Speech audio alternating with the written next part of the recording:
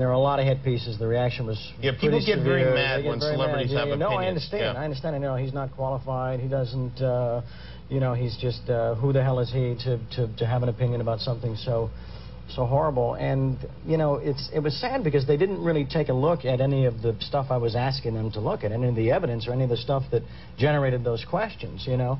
And they said, oh, he's another tinfoil hat-wearing Hollywood clown, you know. And it's like the only... You know, I felt that the only real validation I needed was just being a tax-paying American that loves my country.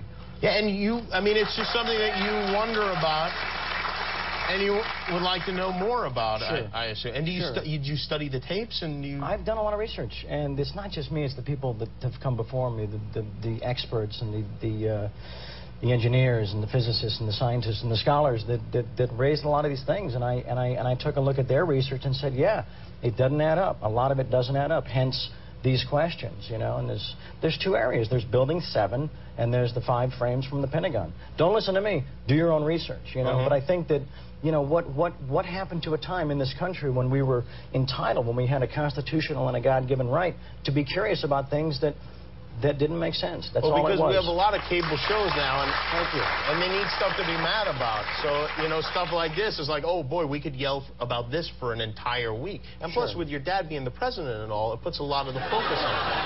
That's true. Yeah, I should have conferred with him before I came out publicly. You know? Within weeks of Charlie Sheen throwing down the gauntlet on national television, the federal government released 2 new videos, almost identical to frames released 4 years before by the Pentagon. We've got to ask questions about why the Pentagon could be attacked. This is supposed to be the most defended building in the world.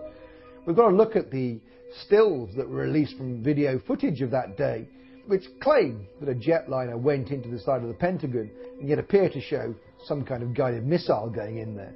The establishment press chortled with glee, as if the new footage conclusively proved their claims. Tonight's other big story, the Pentagon releasing the first video showing American Airlines Flight 77 crashing into the Pentagon on September 11th. Well, that's a question. Does this prove once and for all that is where that airplane crashed? Well, I would have thought that over the years that was never a question, but some folks had a question about that. I think that question is now once and for all answered. Since the first days of 9/11, the establishment press has only focused on the Pentagon controversy and not the hundreds of other smoking guns and serious questions that have been raised. We have to ask ourselves, why? As if it was by design, the new frames only intensified the debate. No passenger plane is evident in the still frames. They're more than happy to endlessly focus on the Pentagon, but they won't touch Building 7.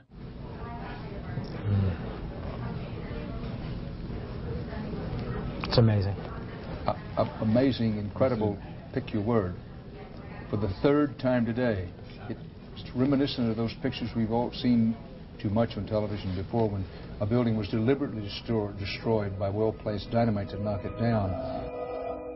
We have the owner of the World Trade Center complex admitting on tape that he ordered the building demolished on the afternoon of 9/11. I said, you know, we've had such terrible loss of life. Maybe the smartest thing to do is pull it. And they made that decision to pull, and then we watched the building collapse.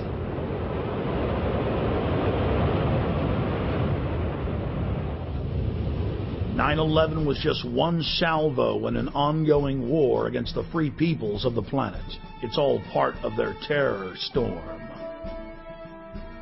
Pentagon war planners now publicly admit that 90% of their battle plans are psychological versus physical. The information war has taken the place of aircraft carriers, fighter bombers, and Abrams M1A tanks. And you, the population of the planet, are the target. Put simply, modern warfare is all about selling the population to love its own enslavement. The elite are waging war on the people. Edward L. Bernays is regarded by many as the father of public relations. He was born in Vienna, Austria. Bernays was the nephew of Sigmund Freud. Bernays pioneered the use of psychology and other social sciences to design public persuasion campaigns. He published several scholarly works, still used in universities worldwide today. On page 71 of his book Propaganda, Bernays wrote, "If we understand the mechanisms and motives of the group mind, is it not possible to control and regiment the masses according to our will without their knowing about it?" Bernays literally wrote the book on modern propaganda. His clients included Procter & Gamble, CBS Television, the United Fruit Company, the American Tobacco Company, General Electric, Dodge Motors, and he also spearheaded the national campaign to fluoridate the water supply of America through the fluoridationist of the Public Health Service. He was hired by multiple presidents to engage in propaganda campaigns against the American people, as well as the U.S. Army. Another quote from his book Propaganda: "The conscious and intelligent manipulation of the organized habits and opinions of the masses is an important element in democratic society. Those who manipulate this unseen mechanism of society constitute an invisible government, which is the true ruling power of our government. We are governed, our minds are molded, our taste formed, our ideas suggested, largely by men we have never heard of." Nazi propaganda minister Joseph Goebbels publicly praised Bernays on many occasions and stated that Bernays' work was the blueprint used by the Nazis to seize control of the Reich.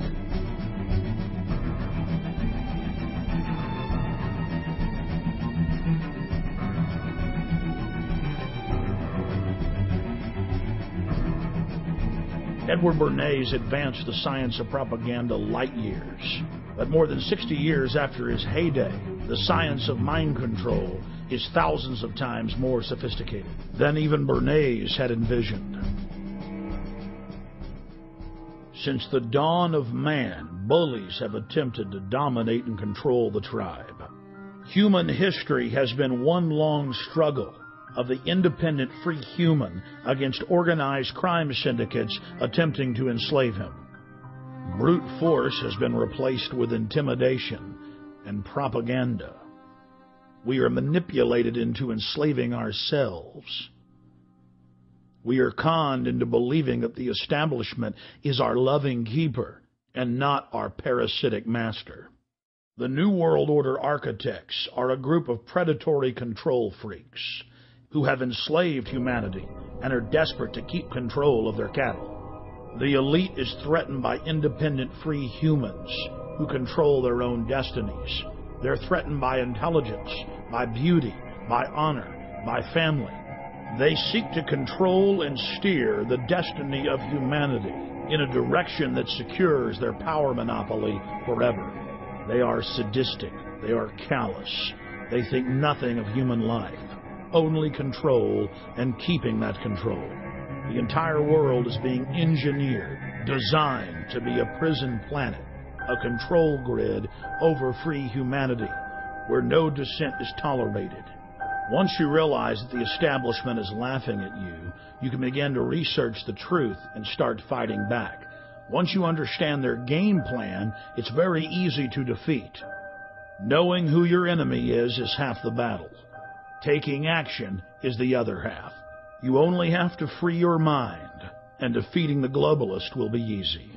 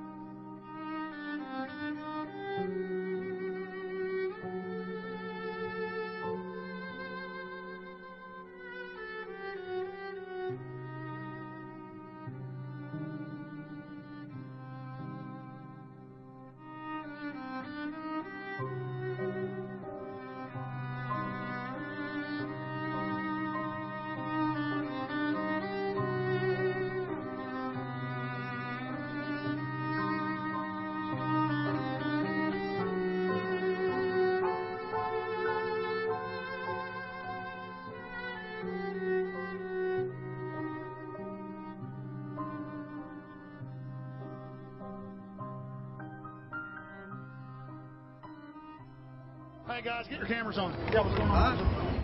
I've almost been arrested 3 times every day, anywhere in the city.